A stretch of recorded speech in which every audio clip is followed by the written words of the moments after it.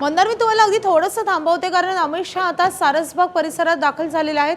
अण्णाभाऊ साठेंच्या पुतळ्याला अभिवादन केलं जाते अमित शहांच्या हस्ते। अण्णाभाऊ साठेंच्या जयंतीनिमित्तानं सारसबाग परिसरात असलेल्या अण्णाभाऊ साठेंच्या स्मारकाला पुतळ्याला अमित शहांच्या हस्ते अभिवादन केलं जाते आणि या दौऱ्याची सुरुवात होते।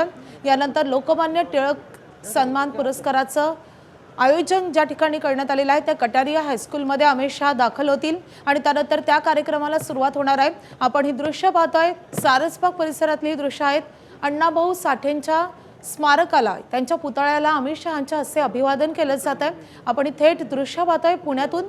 मिकी गई आपले प्रतिनिधी आपल्या सोबत आहेत। मिकी, अमित शहांच्या दौऱ्याला सुरुवात झालेली आहे। अण्णाभाऊ साठेंच्या स्मारक स्थळी अमित शहा दाखल झालेत। माधवी, जर आपण बघितलं तर देशाचे गृहमंत्री अमित शहा आज पुणे दौऱ्यावर आहेत। सुरुवातीला आता ते सर्वात प्रथम पुण्यातील सारसबागच्या समोर असलेलं अण्णाभाऊ साठे यांच्या पुतळ्याला अभिवादन करण्यासाठी, आज अर्थातच जयंती आहे अण्णाभाऊ साठेंची आणि त्यानिमित्ताने देशाचे गृहमंत्री अमित शहा या ठिकाणी पुष्पहार करून अभिवादन करण्यासाठी पोहोचलेले आहेत। अमित शहा या ठिकाणी दाखल झालेले आहेत। ज्या गाडीतून अमित शहा या ठिकाणी दाखल झाले त्या गाडीमध्ये राज्याचे मुख्यमंत्री देवेंद्र फडणवीस आणि उपमुख्यमंत्री एकनाथ शिंदे देखील या ठिकाणी होते। आणि आता जर आपण बघितलं तर गृहमंत्री या ठिकाणी हात जोडून अण्णाभाऊ साठेंना अभिवादन करतायत, पुष्पहार अर्पण केलेला आहे। मुख्यमंत्री देवेंद्र फडणवीस आणि एकनाथ शिंदे देखील, उपमुख्यमंत्री त्यांच्या सोबत आहेत, केंद्रीय राज्यमंत्री मुरलीधर मोहोळ देखील त्यांच्या सोबत आहेत। अर्थातच इतर नेते देखील या ठिकाणी पोहोचलेले आहेत। हात हलवत या सगळ्या लोकांना देखील या ठिकाणी त्यांना शुभेच्छा दिलेल्या आहेत अमित शहांनी।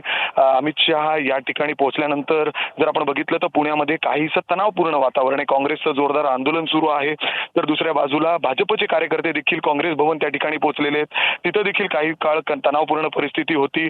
रस्त्यात देखील कडेकोट पोलीस बंदोबस्त आहेत। सगळे रस्ते सध्या बंद करण्यात आलेले आहेत प्रोटोकॉलनुसार।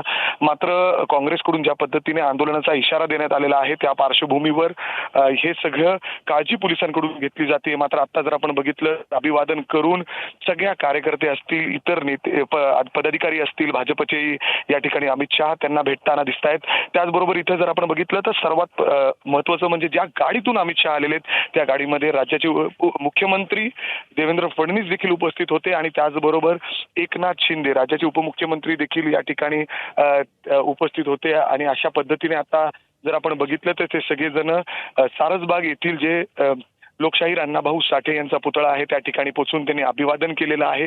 काही कार्यकर्त्यांना, पदाधिकाऱ्यांना शुभेच्छा देखील दिलेल्या आहेत। उपमुख्यमंत्री सुनेत्रा पवार देखील या ठिकाणी आहेत। मात्र अमित शहा ज्या गाडीतून आलेले आहेत त्या गाडीमध्ये राज्याचे मुख्यमंत्री देवेंद्र फडणवीस आणि दुसऱ्या त्याच गाडीमध्ये राज्याचे उपमुख्यमंत्री एकनाथ शिंदे देखील आहेत। अर्थात जर आपण बघितलं तर अमित शहा पुढे येत आहेत, स्वतः ते पुढे आलेले आहेत आणि काही वेळातच ते तिथून अर्थात तिथं पुरस्काराचा कार्यक्रम आहे, कटारिया हायस्कूल तिथं जाणार आहेत। आपण बघू शकतो अमित शहा यांनी अण्णाभाऊ साठे यांच्या पुतळ्याला अभिवादन करून इथले जे कार्यकर्ते आहेत, स्थानिक लोक आहेत, सगळ्यांना हात हलवत या ठिकाणी शुभेच्छा देखील दिलेल्या आहेत। अशाच पद्धतीने उत्साहात असे कार्यक्रम पार व्हायला हवेत असं देखील त्यांनी काही कार्यकर्त्यांना या ठिकाणी सांगितलेलं आहे। मात्र त्याच वेळी जर आपण बघितलं तर सगळे जणांच्या चेहऱ्यावर एक वेगळा उत्साह आहे, कारण की जेव्हा देशाचे एवढे मोठे नेते या ठिकाणी येत आहेत आणि उत्साह अर्थातच कार्यकर्त्यांमध्ये तो दिसतोय। आणि अभिवादन करून आता काही वेळातच, काही मिनिटातच अगदी इथून 2 किलोमीटरच्या अंतरावर कटारिया हायस्कूल आहे जिथं टिळकांचा तो पुरस्कार दिला जाणार आहे अमित शहांच्या हस्ते। प्रमुख नक्कीच आता अमित शहा मार्गस्थ झालेला आहे। टिळक पुरस्काराच्या कार्यक्रमस्थळी अमित शहा आता दाखल होतील आणि त्यानंतर मुख्य कार्यक्रमाला सुरुवात होईल। एबीपी माझा, उघडा डोळे बघा नीट।